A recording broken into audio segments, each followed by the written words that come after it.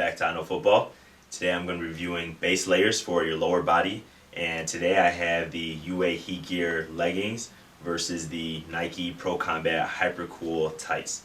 So both of them are full length, as you can see. I have the Under Armour in navy on this side, and I have the Pro Combat in black on this side. So some of the things I'm going to talk about today are just the benefits of compression, some of the restriction, the breathability between the two, as well as the sizing, how difficult they are to put on, pricing, of course, and then just the different color options that they have available. So first, I play in the summer. A lot of you guys like to stay cool. You may play in the fall, summer, or in warmer temperatures. But both of these are for warm weather climates. So if you've seen my how to put on football equipment video, I got a lot of questions on don't I get hot, but both of these are for hot weather. So in the Under Armour Heat Gear, that's stated to be for temperatures 75 degrees or higher. So it's light, it's breathable, and it keeps your muscles warm. So for all compression, why someone might want to opt for that is that it is going to regulate your body temperature. It's going to keep your muscles warm. In the NFL or in college programs or some high school programs, you might see bicycles on the side to keep your body moving, keep your muscles warm, keep them from getting cold. As you know, you play in the game, you get hot. On sidelines, you may cool off. So one, is going to keep your muscles warm. Two, it's going to provide some muscle assistance. So the compression, just like anything else, is going to provide a light support and muscle assistance in any direction. And that's really why I like it. I find I perform better with them, both top and bottom, but this review is just going to be for the bottom. And the other reason is I think it helps you to move faster. I feel like a snappy motion when I wear this a lot of the time versus going with a short compression, which I sometimes do when it gets really hot above 95 degrees.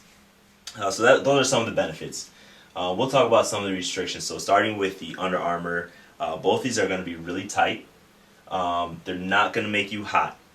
This does have the vents on it, so it has venting zones, and Under Armour does not, but I didn't really feel hot in these unless it was above 95 degrees.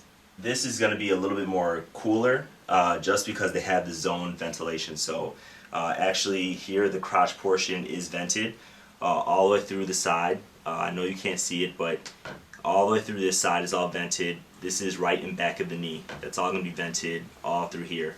And the side is going to be vented, the gray portion. And then if you can see the back, all through this side and under wrapping around to the front is going to be vented. And you really do feel cooler. You feel a little breeze. So in terms of keeping you cooler, which one's going to keep you cooler? That's definitely going to be the Nike is going to keep you cooler. Some of the drawbacks to that is that this material is about 20% spandex. What that means is super stretchy. It feels really light when you put it on. It's really easy to go on, and it just stretches in every direction. Remember, this 20% spandex, so that's going to stretch a lot more than this piece, which is 16% spandex. And really just the lower portion is going to stretch, but not, see, this is about how wide this stretches, and you see how wide this stretches. So you can tell that the Under Armour is a lot more stretchy.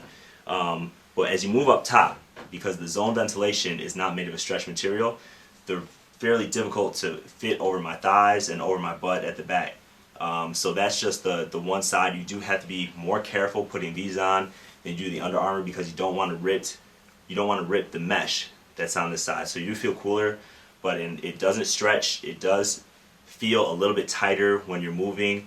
So it is more restrictive, even though it keeps you cooler, and this is less restrictive. It just doesn't keep you as cool. But this feels really light, and also with this, I never felt wet at all. So it does a great job of taking the sweat and pulling to the outside. This does an okay job, still a good job, but just not as good as the Under Armour. In terms of the sizing, Nike compression, at least as far as lower body goes, runs small. All of my Nike compression runs small. I'm a 34 waist. This is a large, which is meant for 35 to 38, I think, inches. And so that's obviously bigger than my size, but I don't fit into a medium. I have to get a large, and in Under Armour, I wear my normal size, which is a medium.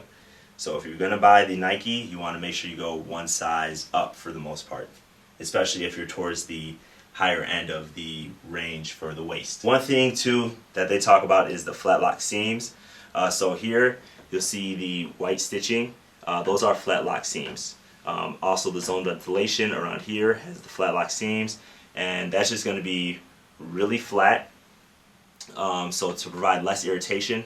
This is just constructed of one seam down the side of the leg, and this actually has two seams, so you've got one blue one here and you've got another one that comes through here. I really don't feel it either way on any of these, so I don't think that really matters. The one thing that does matter is the color. So this is going to be available, retail in white, black, and navy. This I've actually only seen in black and Volt green. I haven't even seen a white. They're very hard to find, hard to come by. That's the reason why I went with the Under Armour. But now I have them both. And I definitely prefer the Under Armour just because of the stretchiness. So I will use this for football, sometimes for football, but mainly for when I play basketball, just to keep my legs warm and to keep cooler up top. If you do want to go with a short, the short is going to be fine because you're not going to really feel that much restriction because you're not going over the knee, so you will feel cooler in these for sure. If you want to wear something like this as a base layer under your padded compression shorts or your girdle, what have you.